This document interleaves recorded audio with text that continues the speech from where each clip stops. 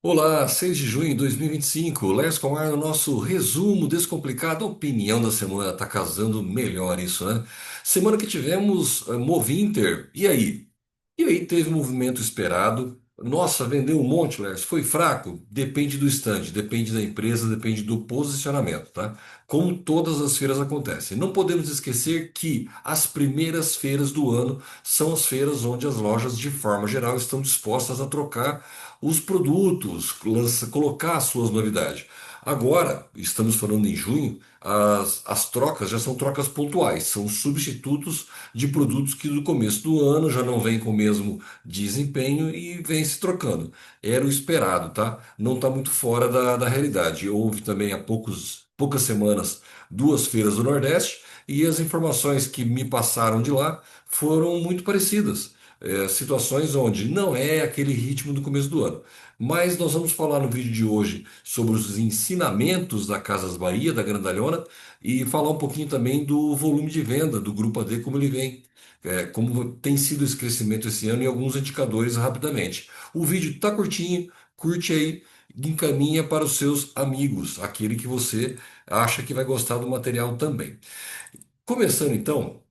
Imagine você, a Casas Bahia, quem não conhece, há alguns anos atrás, a potência que foi, o que ela representou, não que hoje ela não represente um volume enorme ainda, mas ela era quase que sozinha, tá?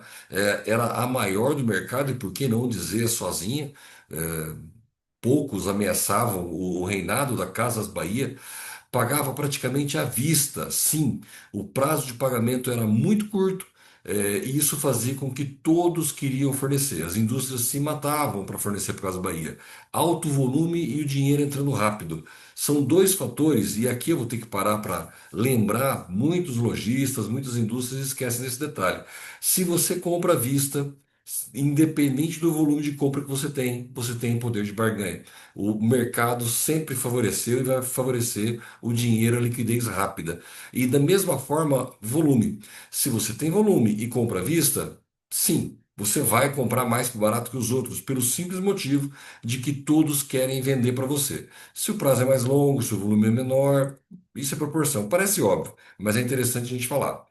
Maior divulgação em mídia, a Casa Bahia chegou no ponto em virar case de gastar tanto em mídia, em Globo, em aparecer na televisão. Vamos considerar que naquela época nós não tínhamos mídias sociais. Então, o aparecer na Globo, o aparecer na televisão, os horários nobres, o excesso de propaganda que havia na época, fazia com que o Brasil inteiro conhecesse a empresa e virou case porque era excesso, era demais, chegava ao ponto de cansar o consumidor. A marca era reconhecida até em música, lembra dos Mamonas, fazer prestação no Casas Bahia. Quando você chega numa situação dessa, cidades que nunca tiveram Casas Bahia, longe do centro do Sudeste, acabavam se beneficiando as lojas pela propaganda. Como assim? Imagine que a Casa Bahia fazia propaganda no Brasil inteiro, mesmo sem ter loja. Isso fazia com que você, dentro da tua casa, todos assistiam televisão. Sim, houve um tempo que todo mundo, 8 da noite, estava assistindo o Jornal Nacional e depois a novela. Não havia outra coisa para fazer. E ali no meio, todo o intervalo, uma propaganda da Casa Bahia dizendo: troca teu guarda-roupa, quer pagar quanto? E aí, seu sofá já está meio cansado? Despertava o desejo de consumo e as pessoas iam na loja da cidade e compravam. Sim, Casa Bahia ajudou durante um período a lojas concorrentes venderem. E o mais importante, tá? Nesse período, lucro e crescendo. Ela sempre crescia ano após ano e ela vinha com lucro. Aí, em determinado momento, e aí é aqui comigo, em determinado momento, houve esse crescimento, vamos chamar aqui exagerado, e é a proposta dos bancos de vender a carteira. Se você acompanha os vídeos, você vai ver que vira e mexe eu estou falando sobre aquela disputa que tem entre a empresa tem que dar lucro. Não, não, ela tem que gerar caixa. Não, empresa com lucro não quebra. Quem não quebra é empresa com caixa. Se ela está entrando dinheiro, mesmo que dê prejuízo, ela não quebra. Aí a outra corrente fala, tá, mas ela não quebra agora, um dia ela vai. A Casas Bahia entrava dinheiro e era com lucro. Em determinado momento, ela vendeu a sua carteira, ela vendia a prazo, eram os carnezinhos da Casa Bahia muito forte, ela vendeu isso para banco. Então o banco comprava a carteira da Casa Bahia. A partir dali, Itaú, Bradesco e muitos outros grandes bancos se beneficiaram dos juros que ela recebia na venda a prazo. Era aí que estava o lucro dela. Com a entrada desse dinheiro à vista, ela não mais vendendo a prazo, ela vendendo à vista, ela pôde abrir muito mais lojas, abrir muito mais CDs e com isso aumentar o faturamento de venda. A princípio isso foi um baita negócio. Várias redes foram para esse caminho e se quebraram, tá? Se quebraram por quê? Porque o lucro não estava em vender muito. O lucro estava na venda a prazo. E outra, quando você chega num porte muito grande, imagina o volume que era a Casa Bahia, que é hoje ainda. Se ela se juntar com mais um grande player, ela não vai comprar mais barato. Digamos que as grandes players do mercado, a Casa Bahia e a Luiza, se juntassem para comprar junto. Não tem como comprar mais barato. As duas já negociam num preço que obriga os fornecedores. Então, não havia vantagem. Dobrar o tamanho de lojas não fez com que ela comprasse mais barato. E só que na hora de faturar, ela não recebia mais os juros, ela recebia apenas o lucro da venda à vista. Isso fez com que entrasse cada vez mais capital de terceiro, houveram outros problemas, perdeu o rumo e a empresa se endividou. Isso é conhecimento notório. A nova administração que está lá, no meu ponto de vista, fazendo um trabalho excelente, tentando tirar da dificuldade, mas o que ocorre é que existe um passivo muito grande. Como assim? Traduz isso, Lércio. Existe uma dívida enorme. Eu venho passando isso em alguns vídeos, comentando inclusive da própria Casa Bahia, que no último trimestre ela deu lucro de 900 milhões operacional. Comprar e vender, a operação dá lucro. Mas ela tem uma dívida gerando juros todo mês tão alta que fez com que o prejuízo fosse parar em 400. Ou seja, não adianta você comprar e vender com lucro, essa dívida que ela está carregando está pesando muito. E aí onde estava o problema. E aí vai um ensinamento muito grande, tá?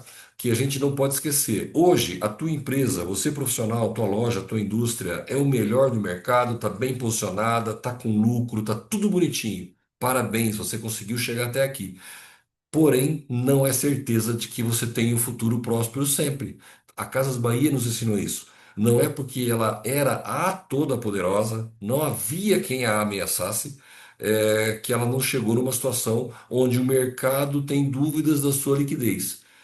As ações da nova diretoria têm tirado ela dessa, ou têm tentado tirar ela dessa dúvida, mas há poucos anos atrás havia uma fuga de fornecedores porque não sabia se a Casa Bahia estaria em pé.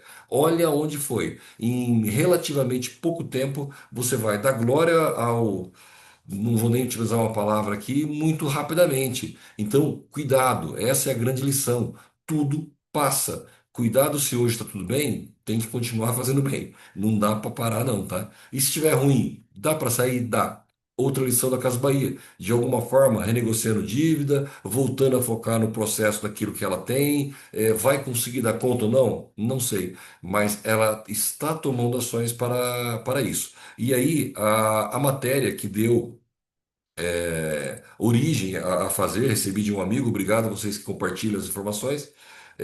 A matéria que deu origem a gente falar sobre isso hoje. O Bradesco e o Banco do Brasil vão converter dívida em ações e Casa Bahia deve reduzir a alavancagem pela metade. Lércio, aí já ficou chato, traduz isso para gente. Vamos pegar aqui. Ela tem hoje uma dívida de 4,5 bilhões. E isso vai reduzir para 3 bilhões. E diminuir a economia aqui, economizar juros de 230. Vamos traduzir sim, tá? Ela tem uma dívida de 4,5 e vai dividir para 3. Como assim? Imagine que a tua empresa tem que pagar a conta para um monte de gente. Pagar para o banco. Ao invés de você pagar essa conta, e se você desse ações, desse parte da tua empresa para esses bancos? É o que vai ser feito. Então vai ter 1,5 bilhões que o banco tem para receber e vai falar assim: ao invés de você ter para receber, toma aqui uma parte da minha empresa. Mas que interesse o banco tem, em vez de receber a graninha que ele emprestou, receber uma parte da empresa? Ele recebe juros hoje por esse dinheiro emprestado. Ele tem outras duas alternativas. Se a galinha dos ovos de ouro não aguentar pagar essa dívida enorme, ela quebra, ele perde 1,5. Se ele pegar ações e se tornar sócio ou tem a propriedade dessa empresa em 1,5 e ela for bem e ela voltar a dar lucro, ela pode dar mais lucro do que o juro que ele recebia. Sim, o banco não faz isso à toa, não. Ele pode ganhar mais do que ele já está ganhando hoje. É uma situação. Para a Casas Bahia isso é importante? Muito. Diminui ali 200 milhões a dívida. Imagina que se a Casas Bahia hoje faturar 20 bilhões ou faturar 1 bilhão, o lucro vai ser diferente? Pois é, os 4,5 de dívida vai gerar juros e tem que pagar. É como se você, eu, você, qualquer um, tivesse uma dívida no cartão de crédito alta. Não importa se esse mês você economizou ou não. Os juros daquela dívida vai cair na conta, você vai ter que pagar. Então, esse é um caminho importante. Transforma essa dívida, ela sai do mapa, então é menos alavancagem, é menos despesa financeira, já que ela operacionalmente dá lucro, sim. Se fizesse isso com todos os fornecedores se tornassem sócios da Casa Bahia, estaria resolvido o problema? Em parte, sim. Ela voltaria a dar lucro, voltaria a estar no trilho. O problema é, como é que eu fico uns sócios então? Você está dando parte para, de certa forma, diluindo a parte da tua empresa e o banco está ficando sócio da tua empresa agora. Sim, a família Klein, que no caso aqui Michel, Rafael, Nathalie e Eva, hoje tem 22% da empresa, a partir dessa negociação cai para 4,7%. Aí vai outra lição importante. Quando você quer dominar o mundo, quando você deixa que os bancos tomem conta da tua empresa, uma hora eles se tornam sócios oficiais. Daqui a pouco você não tem uma empresa com dívida, mas você também não tem uma empresa. A gente tem que trabalhar com o dinheiro da gente. Não adianta essa alavancagem. Novamente, alavancagem, regime de caixa, está entrando dinheiro, depois eu vejo como eu pago a conta. Não, é um caminho que vai destruir qualquer empresa. Não é só a Casa Bahia, eu usei isso como exemplo. Tomara, torço de coração que dê tudo certo, que eles consigam reverter isso. Vai custar um preço para a família que tomou decisões erradas? Vai. Dá para pôr a culpa no governo? A gente vai colocar, né? Se você for ver as mensagens, as reportagens, elas falam dos problemas da Casas Bahia no pós-pandemia. Mentira. O problema foi muito antes, foi criado muito antes. Tem muita gente quebrando por incompetência e pondo a culpa no vírus. Já falamos um vídeo sobre isso também no passado. Ninguém assume a culpa é sempre de alguém. Não fui eu que tomei a decisão errada. O custo é você perder a empresa que você tinha. E isso acontece com muita gente. O mercado, ele é muito cruel para isso? Concorrência absurda. Se você não acertar todas as vezes, o teu concorrente acerta e toma o mercado. Ninguém está dizendo que é fácil. Mas se você quer ter um negócio seu, você quer ter prosperidade na empresa que você trabalha, você vai ter que dominar esse mercado e tentar tirar o melhor resultado possível. Vamos continuar? Pois é, os países são como empresas também, tá? Como assim são como empresas? Um governo tem a sua receita, tem a sua despesa, ele também faz empréstimos, ele também paga juro. A partir do momento que você faz empréstimo demais e esse empréstimo se torna maior do que o volume do teu patrimônio, ou seja, você começa a ter mais dívida do que você tem de patrimônio teu, você perde o controle e a coisa fica inviável. É o que se aproximou Casa Bahia, é o que aconteceu com um monte de lojas no passado que não existem mais, indústrias de imóveis que não existem mais. Foi até que uma hora a coisa tomou uma proporção tão grande que não tinha mais como tocar e quebrou. Porém, os países funcionam da mesma forma. Eles estão também tomando dívidas. Como assim? O FMI está alertando que a dívida pública global poderá atingir 100% do PIB do planeta até o final da década. E, Lércio, ela vem com conversa internacional de números muito grandes. Eu vou traduzir isso também, tá? É, Os países, segundo a matéria aqui da diretora-geral do Fundo Monetário Internacional, os países precisam de uma política fiscal que seja responsável. O governo deve tributar de forma justa e gastar com sabedoria. Vamos traduzir isso para a nossa realidade de empresas? Tributar de forma justa. Não dá para custar caro o teu produto. O país também não pode ter tanto imposto desse jeito. Gastar de forma racional. A tua empresa não pode torrar dinheiro do jeito que ela quiser, vai fazer falta no final. Dá para emprestar e pagar o buraco? Dá. Mesma coisa acontece com os governos. Eles estão gastando mais do que podem, estão gastando mais do que arrecada, estão buscando dinheiro de terceiro, estão criando esse endividamento, essa alavancagem. Um terço dos países que representam 80% do PIB global. Imagina, 80% das indústrias do faturamento das indústrias de imóveis, 80% do faturamento do varejo no Brasil. Essa é a proporção do PIB global. 80% desses países, ou seja, eles representam muito da economia mundial, têm uma dívida pública mais alta do que antes da pandemia e está aumentando em um ritmo mais rápido. Veja, nós estamos reclamando do Brasil. Ah, Lércio, lá vai você defender governo? Pelo contrário, ruim, da mesma forma, politicagem, populismo, tudo é feito por voto e o próximo que pague a conta. Então, a diretoria da Casa Bahia atual está pagando a conta que outro criou. O país Brasil também está criando uma conta que alguém vai ter que pagar. Só o Brasil está nisso? Tá nada. 80% do PIB está em países que estão fazendo isso. Lércio, e o que que isso diz? Teremos recessão uma hora, e séria, e global. É como se todo o mercado de varejo fosse em Casas Bahia do passado. Todo mundo gastando, todo mundo endividando, e uma hora entra em crise. Alguém vai ter que puxar a rédea, fechar a loja, diminuir despesa e tentar colocar no lugar. O diminuir despesa e dispensar pessoas num país significa gente com desemprego. Está indo no caminho ruim. Você, talvez não tenhamos poder nenhum sobre isso. A gente só vai entrar no barco. Mas no teu negócio, representante, indústria, loja, toma muito cuidado em fazer muito endividamento futuro, em fazer muito comprometimento futuro, porque o mundo está indo para um caminho duvidoso. Aqui não é alarmismo, não, tá? É número, simplesmente número. O dinheiro, a economia, a matemática não dá para driblar o tempo todo. Uma hora vai ter que se pagar essa conta. Vai acabar o mundo? Não, vai haver uma crise e depois passa, como já houveram várias.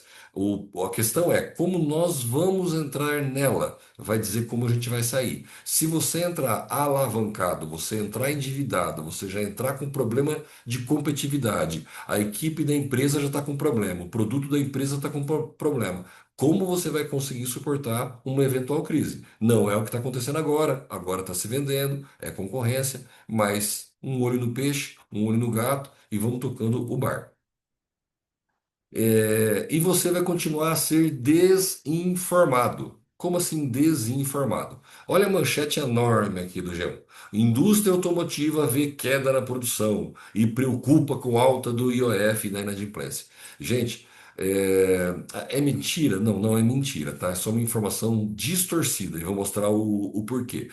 A pergunta é: a quem interessa o alarmismo? E isso vai ter. Quando você ouve esse tipo de matéria, e infelizmente um monte de gente que a gente conhece faz o quê? Ah, porque o governo isso, o governo aquilo, ele esquece que tem prefeito, governador e presidente, ele joga toda a culpa em um só e esquece de tentar achar suas próprias soluções. Quer ver como a gente está sendo manipulado?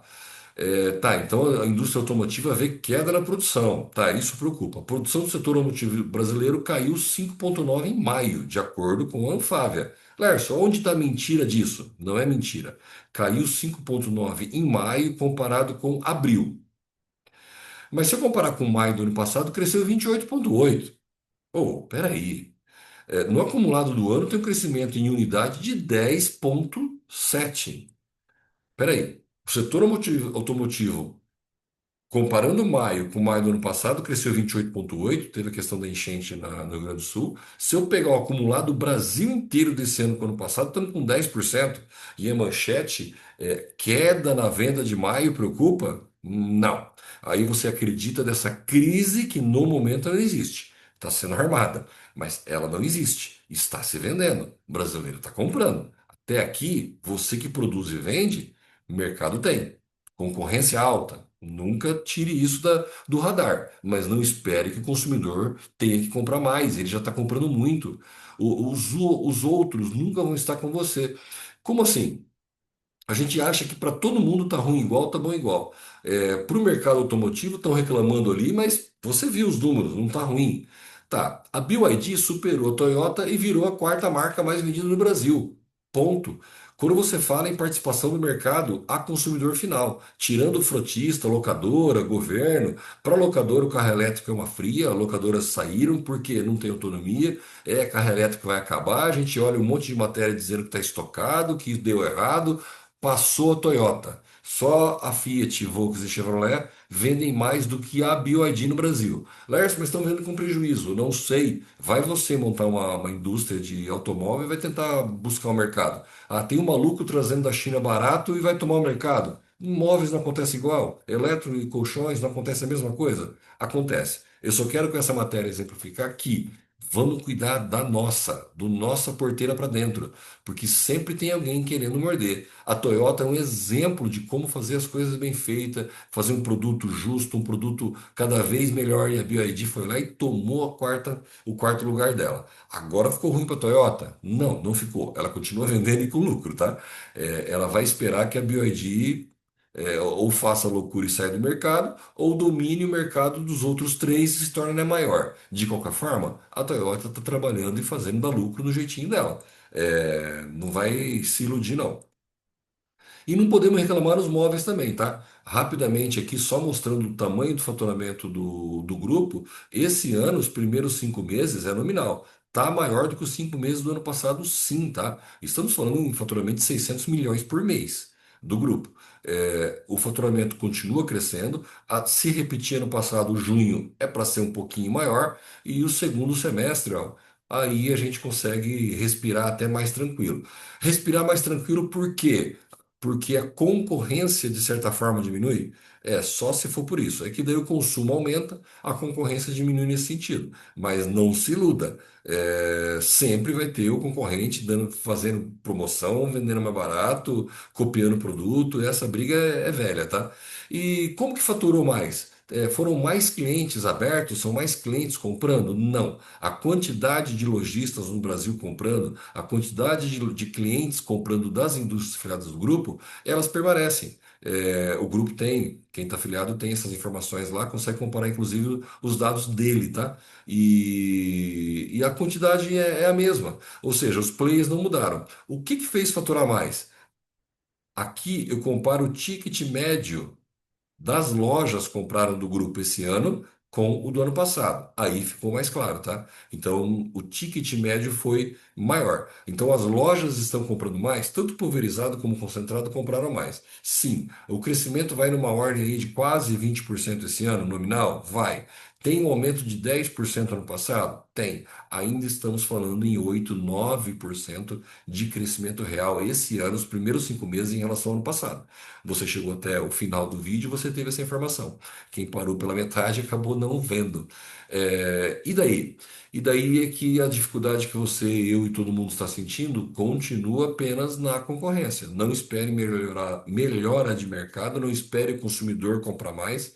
Não vai ser por aí, tá? Tendência é até o contrário. Segundo semestre melhora, mas de qualquer forma há uma dificuldade. A questão está em concorrência. O que você consegue fazer para escapar dela? É só você visitar uma feira, se você andar em todos os setores, você vai ver resultados diferentes por empresa, empresa lançando coisas bonitas, coisas diferentes, e empresas que estão paradas no tempo, estão lançando pensando em preço. Se preço, para encerrar, se preço fosse o mais importante, o veículo mais vendido no Brasil seria o mais barato, Mobi e o Kwid. Não são. Estão longe dos primeiros colocados. Se você não sabe disso, dá uma olhadinha, pesquisa aí veículos mais emplacados esse ano. Você vai ver que não são os mais baratos. É custo-benefício, sempre. O consumidor consegue enxergar um custo-benefício no teu produto? Você está enxergando o teu consumidor ou você só enxerga concorrente e preço? Diz aí nos comentários. Muito obrigado. Até semana que vem. Compartilha, clica aí o joinha, tudo aquilo.